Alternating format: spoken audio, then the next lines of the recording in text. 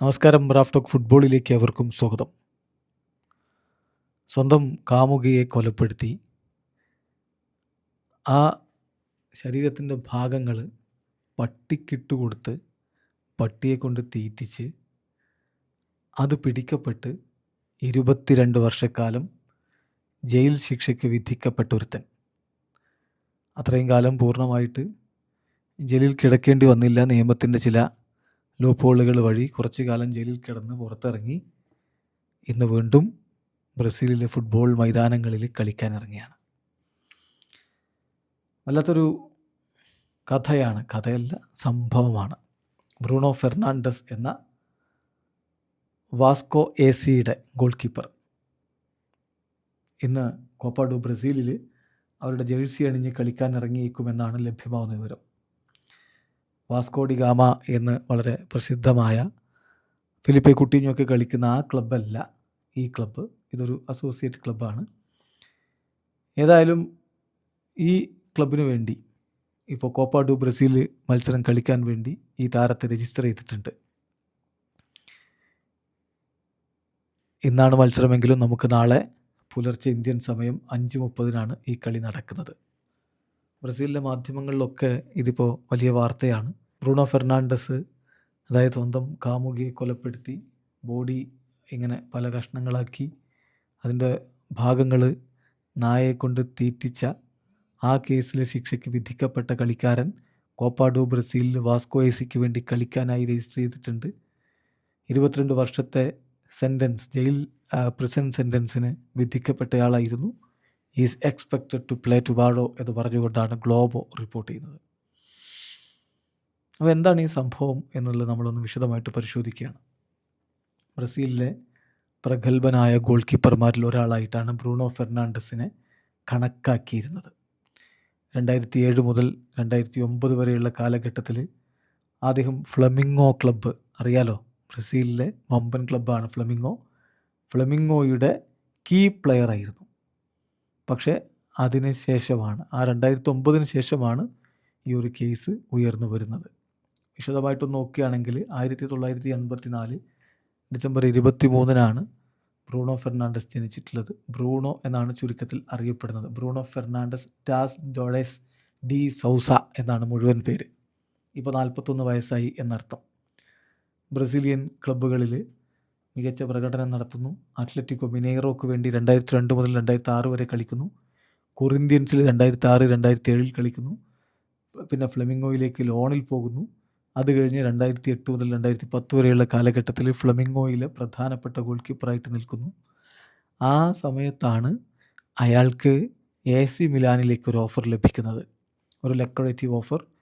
അതുമായി ബന്ധപ്പെട്ട് ചർച്ചകൾ നടന്നുകൊണ്ടിരിക്കവെയാണ് അയാൾക്കെതിരെ ഗേൾ ഫ്രണ്ട് രംഗത്തേക്ക് വരുന്നത്.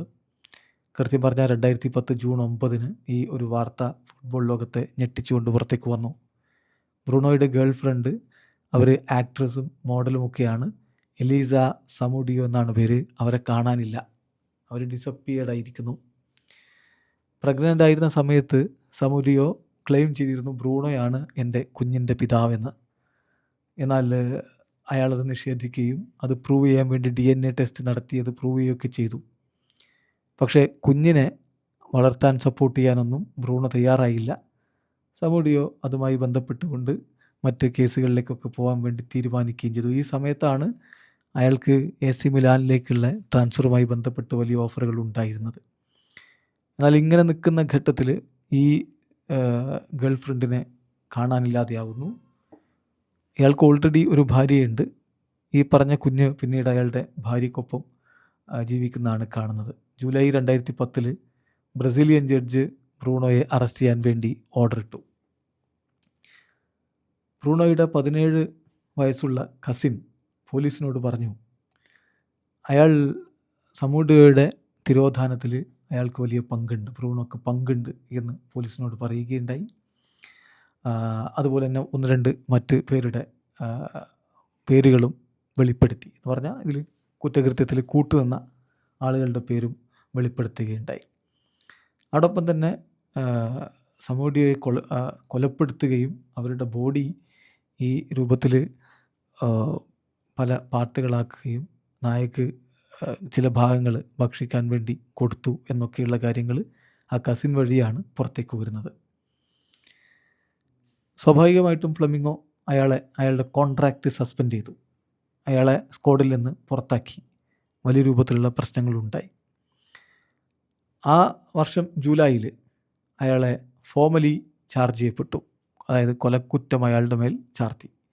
കൊലക്കുറ്റം മാത്രമല്ല, കിഡ്നാപ്പിങ്, പിന്നെ ഈ ശരീരം ഒളിപ്പിച്ച് വെക്കൽ, ഈ കുറ്റകൃത്യം നടത്താൻ വേണ്ടി ക്രിമിനൽ ഗ്യാങ് കോൺസ്പിറൻസി നടത്തി, ഇങ്ങനെയൊക്കെയുള്ള കാര്യങ്ങൾ അയാൾക്ക് മേൽ ചാർത്തിക്കൊണ്ട് പോലീസ് മുന്നോട്ട് പോയി. പോലീസിൻ്റെ ഭാഷ്യമനുസരിച്ച് ബ്രൂണോയുടെ ടീനേജ് കസിൻ കൃത്യമായിട്ട് പറഞ്ഞിട്ടുണ്ട് ഈ ബോഡി കട്ട് ചെയ്തതും അതുപോലെ ഡോഗ്സിന് ഭക്ഷണമായിട്ട് കൊടുത്തതും ഒക്കെ. എന്നാൽ മറ്റു പാർട്ട് കോൺക്രീറ്റിനടിയിൽ ഒളിപ്പിച്ച് വെക്കുകയാണ്. അതായത് കുഴിച്ചു മൂടി അതിന് മുകളിൽ കോൺക്രീറ്റ് ഇട്ടു. ബ്രൂണോ പിന്നീട് ഈ സംഭവങ്ങൾ കൺഫസ് ചെയ്തു എന്നുകൂടി പോലീസും പറയുന്നുണ്ട്. അപ്പോൾ ഈ കേസ് സ്വാഭാവികമായിട്ടും ബ്രസീലിൽ വലിയ ഡിബേറ്റ് ഉണ്ടാക്കി. പ്രൊഫഷണൽ അത്ലറ്റ്സ് വളരെ മോശമായിട്ട് സ്ത്രീകളോട് പെരുമാറുന്നു, ആ രൂപത്തിലേക്ക് കാര്യങ്ങൾ പോകുന്നുണ്ടെന്നൊക്കെ പറഞ്ഞുകൊണ്ട് ബ്രസീലിൽ വലിയ ചർച്ചയ്ക്കൊക്കെ വഴിവെച്ചു. മാർച്ച് 8, 2013 അയാളെ 22 വർഷത്തെ ജയിൽ ശിക്ഷയ്ക്ക് വിധിച്ചു. മർഡറിനും അതുപോലെ അസൽട്ടിനും ഒക്കെ ആയിട്ടാണ് ഈ രൂപത്തിൽ അയാൾക്കെതിരെ ശിക്ഷ വിധിച്ചത്. ഈ ശിക്ഷ വിധിക്കുന്നത് 2013. എന്നാൽ ഫെബ്രുവരി 2017 ഫെർണാണ്ടസ് 6 വർഷക്കാലം ജയിലിൽ കിടക്കേണ്ട ഒരു സമയം പറഞ്ഞിട്ടുണ്ടായിരുന്നു. അതിന് മുമ്പ് തന്നെ അയാൾ ജയിലിലുണ്ടായിരുന്നു. ഈ വിധി വരുന്നതിന് മുമ്പ് തന്നെ അറസ്റ്റ് ചെയ്യപ്പെട്ടിരുന്നല്ലോ. അങ്ങനെ ടോട്ടൽ അയാളൊരു 6 വർഷക്കാലവും 7 മാസവും ജയിലിൽ കിടന്നിട്ടുണ്ടായിരുന്നു. അയാളുടെ ലോയർ ഒരു പെറ്റീഷൻ ഫയൽ ചെയ്തു അയാളുമായി ബന്ധപ്പെട്ടിട്ട്. അങ്ങനൊരു അപ്പീലൊക്കെ കൊടുത്തു ഈ ഒരു വിഷയത്തിൽ അയാളെ റിലീസ് ചെയ്യണമെന്ന് പറഞ്ഞുകൊണ്ട്. പ്രധാനപ്പെട്ടൊരു കാരണം പറഞ്ഞത് വളരെ സ്ലോവിലാണ് ഈ അപ്പീലുമായി ബന്ധപ്പെട്ട പ്രോസസ്സുകൾ മുന്നോട്ട് പോയിക്കൊണ്ടിരിക്കുന്നത് എന്നാണ്. ഒടുവിൽ അത് അംഗീകരിച്ചുകൊണ്ട് അപ്പീൽ അവിടെ കിടക്കുന്നുണ്ട്, അതിൻ്റെ വിധി വന്നിട്ടില്ല എന്നുള്ളത് കൊണ്ട് അയാളെ റിലീസ് ചെയ്യാൻ വേണ്ടി തീരുമാനിക്കുന്നു. റിലീസ് ചെയ്തതിന് ശേഷം ബ്രൂണോക്ക് ഇമ്മീഡിയറ്റ്ലി ഒരുപാട് കോൺട്രാക്റ്റ് ഓഫറുകൾ പല ക്ലബ്ബുകളിൽ നിന്നും വരികയുണ്ടായി. ചെറിയ ക്ലബ്ബുകളാണ്. അയാളത് ആക്സെപ്റ്റ് ചെയ്യുകയും അയാൾ കളിയുമായിട്ട് മുന്നോട്ട് പോവുകയും ചെയ്തു. ഏതായാലും ബ്രൂണോയുടെ റിട്ടേൺ വീണ്ടും അയാളെ ജയിലിലേക്ക് ആക്കണം എന്ന് പറഞ്ഞുകൊണ്ട് ഗേൾ ഫ്രണ്ടിൻ്റെ മദർ മറ്റൊരു കേസ് കൂടി കൊടുക്കുകയുണ്ടായി. കാരണം ഇയാളിങ്ങനെ പുറത്തിറങ്ങുകയാണെങ്കിൽ തൻ്റെ ഗ്രാൻഡ് ചൈൽഡിന് അതൊരു ത്രെട്ടാണ് എന്ന് പറഞ്ഞുകൊണ്ടാണ് ഈ ഒരു കേസ് വീണ്ടും കൊടുത്തത്. ഏതായാലും ആ സമയത്ത് ഇയാൾ ഒരു മീഡിയയ്ക്ക് ഇൻ്റർവ്യൂ കൊടുക്കുന്നുണ്ട്. അതാണ് അതിൽ ഏറ്റവും ഭീകരമായിട്ടുള്ള വാക്കുകൾ. അയാൾ പറയുകയാണ്, സംഭവിക്കാനുള്ളത് സംഭവിച്ചു, ഞാനൊരു മിസ്റ്റേക്ക് ചെയ്തു, ഒരു സീരിയസ് മിസ്റ്റേക്ക് തന്നെയാണ്. പക്ഷേ ഒരു മിസ്റ്റേക്ക് മാത്രം, ആ ഒരു മിസ്റ്റേക്ക് കൊണ്ട് എൻ്റെ ജീവിതം പൂർണ്ണമായിട്ടും ഇല്ലാതാക്കേണ്ടതുണ്ടോ? ഞാനൊരു മോശം ആളൊന്നുമല്ല. ആളുകൾ ചെയ്യുന്നത് ഇപ്പോൾ എന്താ, ആ ഒരു മിസ്റ്റേക്കിൻ്റെ പേരിൽ എൻ്റെ സ്വപ്നങ്ങൾ മുഴുവനും ഇല്ലാതെയാക്കാനാണ്. പക്ഷെ ഞാൻ ദൈവത്തോട് ഓൾറെഡി മാപ്പ് ചോദിച്ചിട്ടുണ്ടല്ലോ. സോ ഞാൻ എൻ്റെ കരിയറുമായിട്ട് മുന്നോട്ട് പോവുകയാണ് എന്നാണ് അയാൾ ഒരു ഇൻ്റർവ്യൂവിൽ പറഞ്ഞത്. ഏതായാലും 2017 ബ്രസീലിലെ സുപ്രീം കോടതി അയാളെ റീ അറസ്റ്റ് ചെയ്യാൻ വേണ്ടി വിധി പറഞ്ഞു. എന്നാൽ അയാൾ പിന്നീട് ഹൗസ് അറസ്റ്റിലേക്ക് പോവുകയാണ് ചെയ്തത്. അയാൾ വീണ്ടും ഇംപ്രിസൺഡ് ആയെങ്കിൽ പോലും 2019 അയാളെ റിലീസ് ചെയ്തിട്ട് പറഞ്ഞത് സെമി ഓപ്പൺ പ്രോഗ്രാം എന്നുള്ളതാണ്. അതായത് അയാൾക്ക് പകൽ സമയത്ത് അയാളുടെ ഗെയിമും കാര്യങ്ങളൊക്കെ ആയിട്ട് പോകാം, അത് കഴിഞ്ഞ് രാത്രി അയാൾ വീണ്ടും ജയിലിലേക്ക് തന്നെ എത്തണം എന്ന രൂപത്തിൽ ഉള്ള ഒരു വിധിയായിരുന്നു അത്. പക്ഷേ അന്ന് അയാളെ പാർപ്പിച്ചിരുന്ന പ്രിസണിൽ ഇനാഡിക്കേറ്റ് ഫെസിലിറ്റീസ് ആയിരുന്നു. ഇത്തരത്തിലുള്ള ഒരു സെമി ഓപ്പൺ പ്രോഗ്രാമിന് പറ്റുന്ന ഫെസിലിറ്റീസ് ആയിരുന്നില്ല. അതോടുകൂടി ഫലത്തിൽ എന്താണ് സംഭവിച്ചതെന്ന് വെച്ചാൽ അയാൾ ഹൗസ് അറസ്റ്റ് എന്ന രൂപത്തിലായി. എന്നാൽ 2023 ജഡ്ജ് വിധിച്ചു, റിയോ ഡി ജനീറോയിലെ ജഡ്ജ് വിധിച്ചത് ബ്രൂണോയെ റിലീസ് ചെയ്യാനാണ്.